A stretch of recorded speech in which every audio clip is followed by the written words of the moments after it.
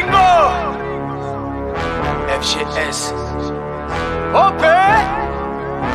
Yo, salut mes humains, c'est OP, j'espère que vous allez bien et bienvenue sur ma chaîne YouTube. Nous sommes en direct des studios des réservistes. Je parle un peu doucement parce qu'en ce moment même, c'est en train d'enregistrer justement le débrief de ce match Paris Saint-Germain, Juventus de Turin. Et nous, on se retrouve sur ma chaîne YouTube pour ce débrief Paris Saint-Germain, Juventus Turin. Bref les gars, beaucoup de choses à dire. Première journée des phases de poule aller de cette nouvelle Ligue des Champions. 2-1 pour le Paris Saint-Germain. Mais avant toute chose, on s'abonne à la chaîne si ce n'est toujours pas fait. La petite clochette à côté, on clique dessus pour les notifications, le référencement et on est carré. Ah là là là là là là là là, beaucoup de choses à dire, hein, des choses à dire positives et négatives quand même. Exactement, ouais. T'es bien renseigné toi. Ça m'a pas trop enchanté ce match. Je suis content, victoire, hein, 2-1, doublé d'Mbappé. Mais d'ailleurs, j'avais eu bon pour le score, mais pas pour les buteurs, tu vois. Que dire? Déjà le 11 de départ. 11 de départ sans surprise, même si le point d'interrogation pour moi c'était Vitinha. Je le voyais pas titulaire et finalement il a été maintenu dans son 11 de départ. Donc Donnarumma dans les cages, Ramos, Marquinhos, Kimpembe pour la charnière centrale. Hakimi, piston droit, Nuno Mendes, piston gauche, le milieu de terrain, Verratti, Vitinha, et l'attaque, Messi en numéro 10, accompagné de Neymar et Mbappé. La Juventus va donner le coup d'envoi lors de cette première mi-temps. La Juve va jouer haut. Moi, ça m'a surpris de voir la Juventus jouer haut. Sincèrement, je me suis dit, ils vont mettre le bloc bas, comme d'habitude, c'est une équipe qui est comme ça. On connaît, c'est leur ADN. Et non, ils ont joué haut. Ils étaient même plutôt un peu un moment dans notre partie. On va vite confisquer le ballon quand même, on va vite avoir la possession, ça c'était normal. On était dans notre match, on était bien dans notre première mi-temps, on était bien dedans, concentré, etc. Et d'ailleurs ça va payer. À la 7e minute, une passe magnifique de Neymar en louche. Oh là là, et là t'as Mbappé qui la reprend en reprise. Boum, il envoie Perrin dans la galaxie, frérot, des étoiles ou je sais pas où. Bref, il l'a tué. 1-0 pour le Paris Saint-Germain.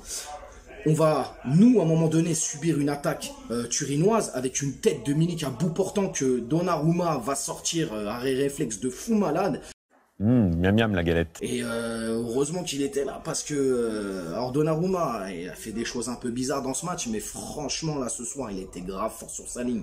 Franchement il a été très bon Donnarumma, il faut le dire. En tout cas il nous a sauvé pas mal hein, ce soir. On était bien, on était très bien. J'ai trouvé quand même Messi qui était un peu timide ce soir. J'ai trouvé un Messi timide. Après, ça correspond énormément à ses stats hein, par rapport à la Juve. On sait que c'est un peu sa bête noire, la Juventus de Turin, par rapport à Messi, tu vois. 22e minute, les gars. Incroyable. Jeu à 3, Messi, Hakimi qui remet Mbappé. Et là, Mbappé qui marque, frérot. Oh là là. 2-0, tu te dis, c'est magnifique. C'est magnifique. Et d'un coup, je sais pas ce qui se passe, les gars. Vers la 30e minute ou un truc comme ça, faux rythme qui s'installe. Un faux rythme qui s'installe. Un Paris qui est, on dirait, en gérance. Tu mènes 2-0, t'es en gérance, gros. J'ai pas compris le délire, en fait. Ouais, on faisait tourner le ballon, c'était stérile. J'ai dit, Messi, il était très timide. J'ai trouvé... Alors... dangereux toujours, hein. Messi tu connais, il prend le ballon, ça va vite et tout machin. On a vu un moment, Paredes et Ramos, ils se sont un peu embrouillés suite à une faute sur Mbappé. Mais j'ai trouvé un pari en gestion en fin de première mi-temps, j'ai trouvé un pari avec un faux rythme. Par rapport aux deux équipes, c'était un peu bizarre quand même, vraiment bizarre. Bref, Paris va rentrer à la mi-temps 2-0. Très content d'ailleurs, on avait un joli spectacle de nos ultras. Je pensais qu'il y avait un tifo ce soir et finalement, alors peut-être je l'ai pas aperçu ou quoi, mais j'ai pas vu de tifo, bizarre. En tout cas, ils ont fait le boulot, nos ultras, ils ont chanté du début à la fin, c'était magnifique. Sur cette deuxième période, le coup d'envoi va être donné par le Paris Saint-Germain, donc c'est logique. Messi moins en vue, encore plus que la première mi-temps, même si à un moment donné, il va nous faire des petites fulgurances, surtout ce grand pont. Et là, ce grand pont qui va justement amener une action dangereuse pour nous. Et là, Mbappé, frérot. Tu vois, alors Kiki, autant je t'aime quand tu mets des doublés et tout. Mais là, ce que t'as fait, frère, c'est une faute professionnelle. Tu me casses les couilles. T'as Neymar, il est tout seul. C'est le jeu, ça doit aller de l'autre côté. Ça va à gauche. Toi, tu fais quoi? Tu vas tout seul, tu vendanges, mon pote. Non, je suis désolé, t'as merdé sur ce coup-là. Là, Mbappé, t'as fait de la merde, frérot. Vraiment de la merde, tu l'as oublié, c'est pas bon. Et on s'est fait punir juste après. On se fait punir sur un corner. Kostic, il joue à deux, il prend le ballon, il centre. Tête de McKennie, frérot. 53e minute, avec une sortie hasardeuse quand même de Donnarumma, même s'il nous a sauvé sur quelques ballons.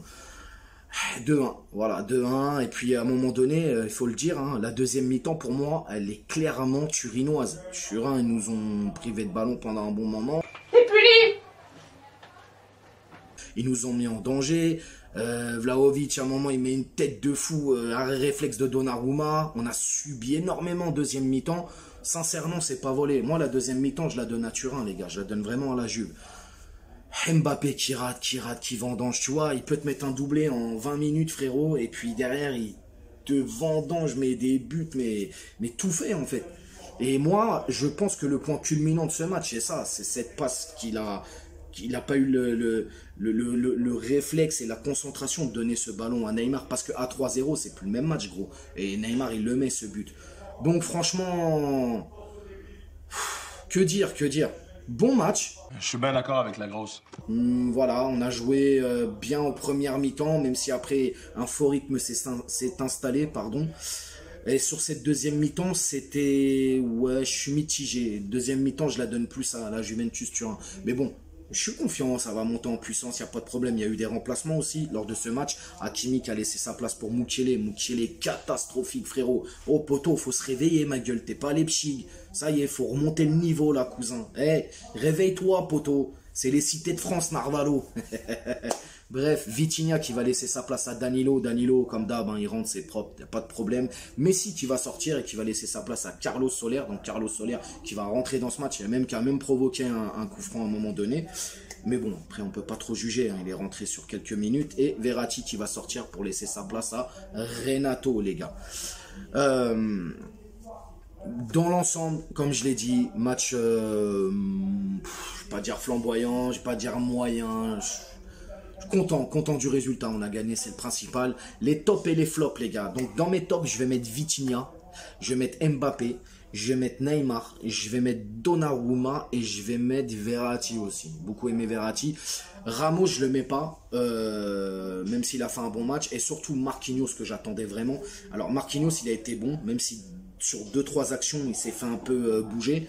Mais sinon, il est bien revenu, surtout en deuxième mi-temps, mais je ne le mettrai pas dans les tops. C'est vraiment ces 4 joueurs, pour moi, qui méritent d'être dans le top.